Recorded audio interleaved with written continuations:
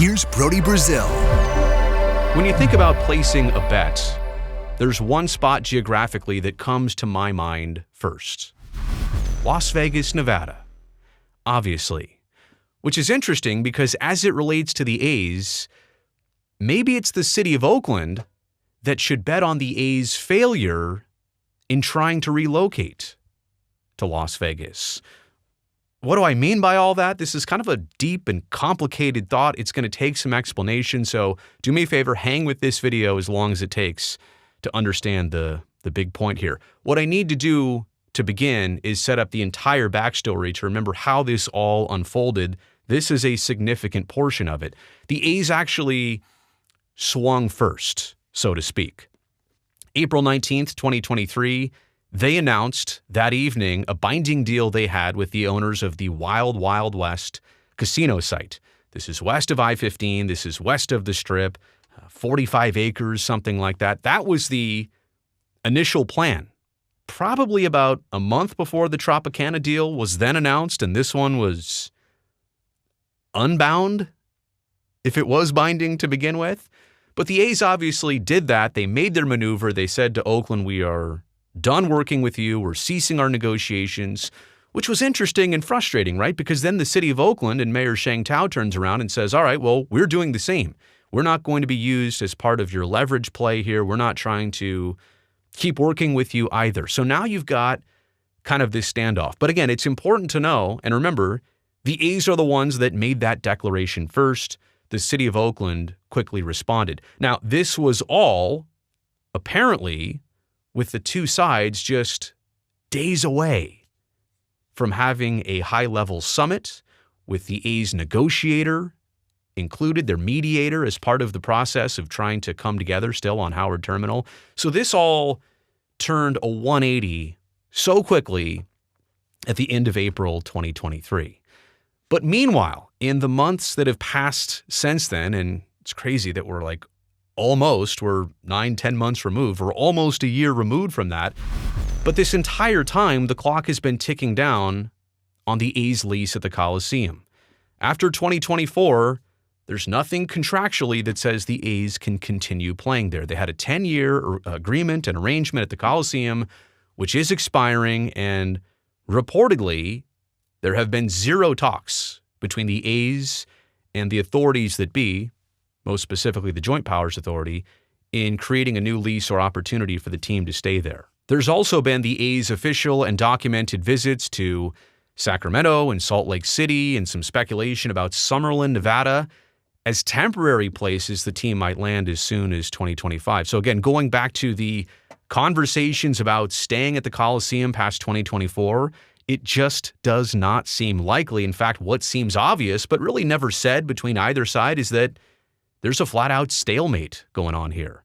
No reports that the A's or the Coliseum side of things have moved forward in any kind of talks or negotiations or can we make something work.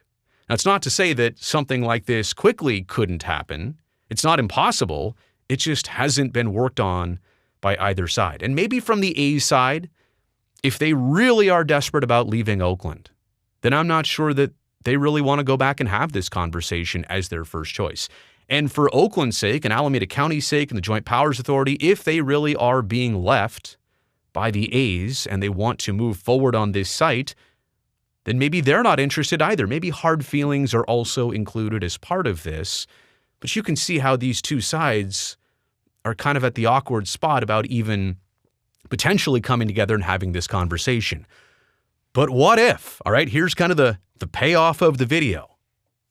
What if Oakland kept the door open to the A's, to staying at the Coliseum past 2024? Whether it's 25 individually, then 26, and then maybe 27, or it's a 3-year deal to start off with, what if there was some arrangement and agreement by the Joint Powers Authority with Oakland and Alameda County and the A's to have them stay at the Coliseum? What if Oakland kept that door open? A couple things I want you to consider here. Number one, people that work at the stadium would keep their jobs. And that's hundreds of people across multiple months each calendar year.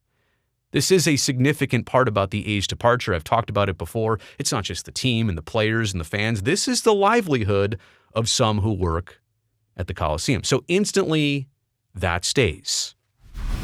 There's also the fact that the Joint Powers Authority currently leases out the Coliseum to the A's for a little over $1 million a year. Yeah, that's probably going to have to go up. Number one, because, well, inflation and numbers always go up. But number two, it'd be a shorter, temporary lease under extenuating circumstances. So that $1 million might turn into $10 million a year or $20 million a year. Something well north of $1 million a year. Oakland, Alameda County, the JPA, they all benefit from that. Taxpayers in our region benefit from that. How about this, though? If Oakland keeps the door open, that means the A's stay for now.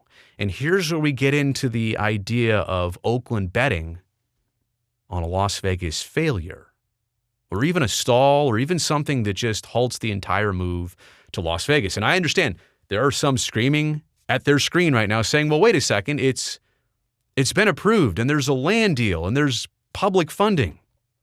That's true, but in a second I'll show you some things that are not in place, and that's part of what Oakland would be betting on here. And again, I'm not saying this is absolutely the right way or the wrong way to do it. I'm just saying this is what their wager would look like if they open the door to the A's to stay. And sure, I can also hear another crowd saying, well, wait, this is like giving in. This is kind of helping the A's in their move. And for people who don't want to see them go, this is facilitating that process. Here, camp out here, even though we're getting a divorce, you as my partner, you camp out here as long as you need until you find your new partner, right? And it does kind of feel that way, but you're kind of almost betting that the new partner in a new relationship instantly isn't going to work out, and you're keeping and hosting the A's for these years until the future is clear. The 1,000% guarantee that Las Vegas is going to happen, it just doesn't exist yet. And there is a certain percentage that it's likely to happen, but it's not at 100 or 1,000% or whatever some would want to see it at. So that's kind of the bet here by Oakland, that Las Vegas would somehow fall apart. And it's so much easier to keep the team in Oakland than to try and have them go to Sacramento for a couple years and then get them back, or Salt Lake City for a couple years and then get them back, or Summerlin, Nevada for a couple years and then get them back. So it's a tough bet for Oakland to have to make, but here are some things they'd be looking at. Las Vegas does have a lot of things, at least spelled out on paper, but they don't have secured private financing. They don't have guaranteed public funding. That $380 million could very well be challenged with 100,000 signatures this summer and then a referendum vote on the November 2024 ballot.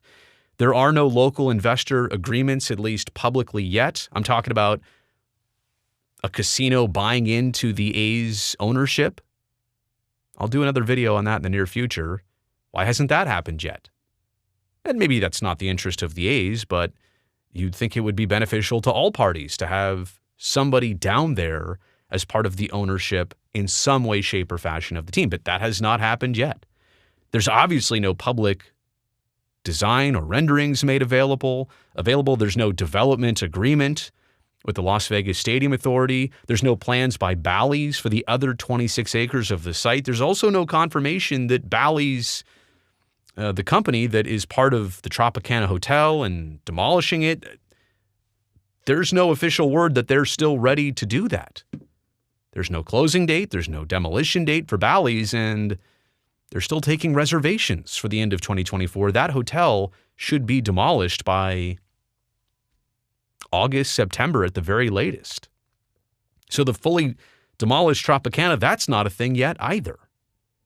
These are all the things that Oakland would be betting on in hosting the A's. And I suppose, what do they have to lose in the end if they hosted them and the team still moves? I guess more hard feelings. Maybe some regret that they helped make it happen, or that's the feeling in some way, shape, or form. But in the end, I guess there's some upside to hanging on to the team and not letting them walk out the door until you absolutely know what their future is guaranteed to be. I'm not really a betting person, not really a sports betting person.